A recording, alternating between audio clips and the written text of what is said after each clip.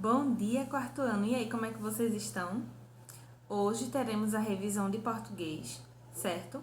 E eu peço que vocês se atentem aos conteúdos que a gente vai revisar agora, que foram os conteúdos referentes ao nosso primeiro semestre, certo? Eu vou listar aqui eles, mesmo sabendo que o tio Bruno já deixou lá o informezinho, um aviso, com todos os conteúdos. Mas eu peço que vocês prestem atenção, se vocês quiserem anotar, para estar estudando depois dessa revisão, tá? Fica a critério de vocês. Então, olha só, os conteúdos que a gente vai ver agora para revisar e que eles vão cair na prova serão gênero textual, poema, encontros vocálicos, as classificações de tongo, tritongo e hiato, classificação das palavras oxítonas, paroxítonas e proparoxítonas, substantivo, número e grau e gênero, certo, gente? Então, olhem só, antes de iniciar a explicação dos conteúdos, tem um branco agora. Antes de iniciar a explicação dos conteúdos, eu vou explicar como é que vai ser a forma, o formato da nossa prova. Deu branco de novo, ó. Mas olha só, nossa prova vai funcionar da seguinte forma. Eu vou estar enviando para o grupo uma foto, uma imagem, e os responsáveis de vocês poderão estar imprimindo ou copiando no caderno de vocês com uma letra legível, certo? Que eu possa entender. Por isso que eu estou pedindo para os responsáveis fazerem, porque tem alguns casos que as letrinhas não ficam tão visíveis. Aí, para facilitar para vocês mesmo, certo? Eu tô pedindo assim, mas se você quiser copiar, fica a critério de vocês também, tá? Contanto que vocês compreendam e consigam responder.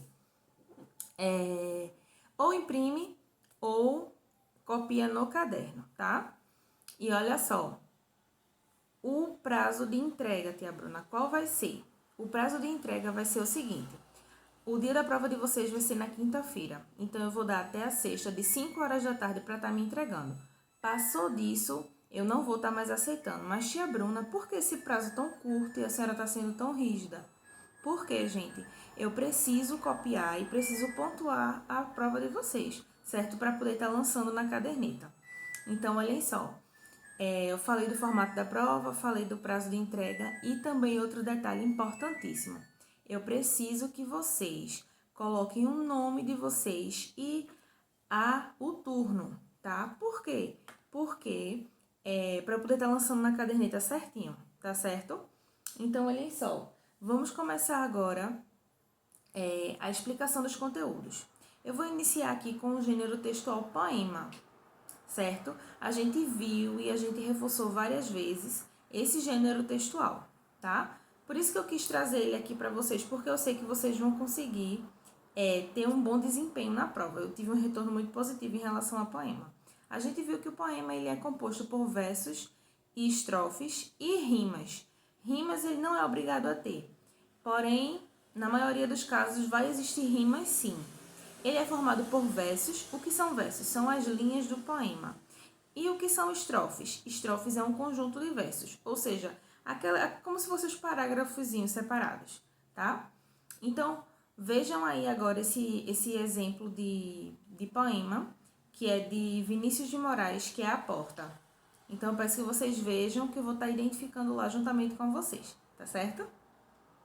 Então, gente, observando aí o que eu já havia falado, os versos são cada linha do poema e vamos contar quantos versos tem esse poema. 1, 2, 3, 4, 5, 6, 7, 8, 9, 10, 11, 12, 13, 14, 15, 16. 16 versos, 16 linhas. E quantas estrofes tem? Estrofes são um conjunto de versos. Então tem 1, 2, 3, 4. 16 versos e 4 estrofes. Esse poema tem rima? Tem sim. Na segunda estrofe nós temos devagarinho e menininho. O que são rimas, tia Bruna? Rima é quando um final de uma palavra combina com o final da outra, tem a mesma terminação. No caso aí dessas duas palavras, temos devagarinho e menininho. O inho está nas duas palavras, certo, gente? Tem outras rimas também, mas eu quero que vocês prestem atenção só nesse daqui, tá? E é isso. São essas as características do gênero textual poema. Vamos ver agora o conteúdo encontros vocálicos. O que são encontros vocálicos? É a junção de duas vogais em uma mesma palavra.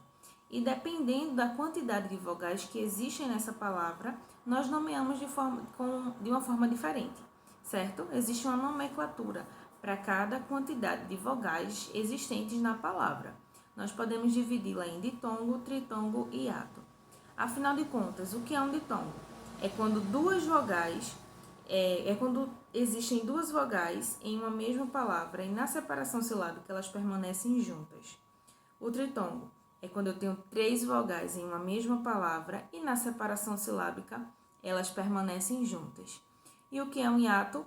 Quando existem duas vogais na mesma palavra e na separação silábica elas se separam. Vou falar agora exemplos de palavras ditongas para vocês.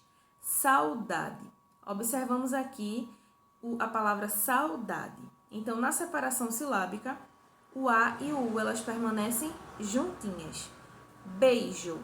O E e o I permanecem juntinhas. Caixa. O A e o I permanecem juntinhas. Temos aqui vou falar agora exemplos de palavras tritongas.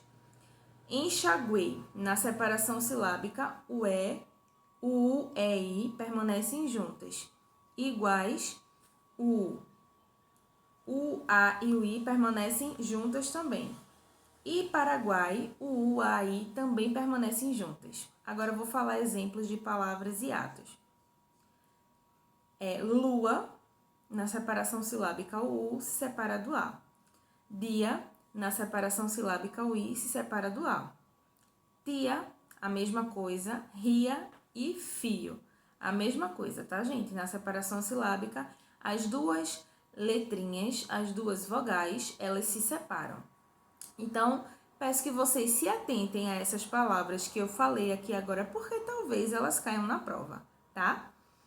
Outro conteúdo também que vai cair na prova vai ser a classificação das palavras, que dependendo da posição da sílaba tônica, nós podemos classificá-la em paroxítona, oxítona ou proparoxítona. Mas, tia Bruna, o que é uma palavra oxítona? Eu preparei aqui um esqueminha para vocês e eu peço que vocês prestem atenção, tá certo? Olhem só. Aqui nós temos a classificação das palavras. As oxítonas é quando eu tenho a última sílaba como tônica. Afinal de contas, o que é uma sílaba tônica? Sílaba tônica é a sílaba mais forte da palavra, tá? A sílaba que eu demoro mais pronunciando, tá? Então, nós vimos que as palavras oxítonas, elas têm como sílaba tônica a última.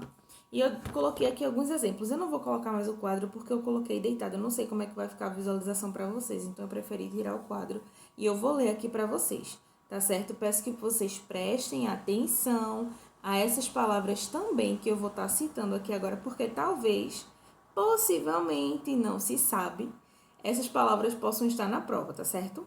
Então, olha só, as palavras oxítonas são as que possuem a sílaba tônica como última. A colocação dela na palavra é a última, a sílaba tônica, a sílaba mais forte.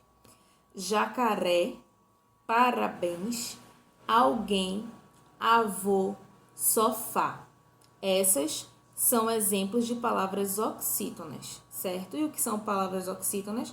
São as que possuem a última sílaba da palavra como tônica, ou seja, a última sílaba é a mais forte. As palavras paroxítonas são as palavras que possuem a penúltima sílaba como sílaba tônica. E o que é uma sílaba tônica? A sílaba mais forte. Exemplos de palavras paroxítonas: móveis, régua, vírus, fácil, íris, álbum. Esses foram exemplos de palavras paroxítonas. E o que são palavras paroxítonas? São as que possuem a sílaba tônica na penúltima posição, certo? E, por último, as palavras proparoxítonas, que são as que possuem a antepenúltima sílaba como tônica. Exemplos de palavras proparoxítonas: árabe, árvore, exército, lâmpada e abóbora. Então, gente, se atentem a esses exemplos que a gente viu aqui agora, porque, como eu falei, né, nunca se sabe se elas estarão ou não na prova. E para finalizar, a nossa revisão. O último conteúdo que eu vou colocar lá na prova vai ser substantivos. O que é um substantivo, tia Bruna? Nós vimos substantivo lá no terceiro ano, certo? Que substantivo é tudo aquilo que eu consigo nomear. E eles são classificados, eles têm algumas classificações. Mas eu quero agora que vocês se atentem ao gênero, número, grau e gênero, número e grau do substantivo. O que seria o gênero, tia Bruna? Masculino e feminino, homem e mulher. O que seria o número do substantivo? Seria 1, 2, 3, 4? Tem um nomezinho diferente. Singular e plural. Singular, quando eu tenho apenas um objeto, uma pessoa, uma coisa. Plural, quando eu tenho dois objetos, duas pessoas, dois ou mais objetos, duas ou mais pessoas, certo? E o grau do substantivo seria o aumentativo e o diminutivo. Aumentativo. O grau normal, no caso, né? Aumentativo, diminutivo e normal. Uma palavra no grau normal. Janela. Uma palavra no grau aumentativo. Janelão. Uma palavra no grau diminutivo. Janelinha. Então, essa é a nossa revisão, tá, gente? Estou finalizando aqui a nossa aulinha, a nossa revisão. Eu sei que vocês são muito empenhados. Eu amo dar aula nessa turminha, porque vocês são bem participativos. Então, eu sei que a média que a gente vai conseguir atingir aqui de notas vai ser no mínimo 10. Estou muito confiante, tá, em vocês. Eu sei que estamos enfrentando essa pandemia, toda essa dificuldade, mas eu sei que vocês têm um potencial imenso, tá, gente? Não precisa ficar nervosos. Eu sei que todo mundo vai conseguir alcançar as notas boas, tá certo, gente? Estudem e eu não desejo boa sorte, eu desejo boa prova, porque para mim sorte é para quem não estuda, tá?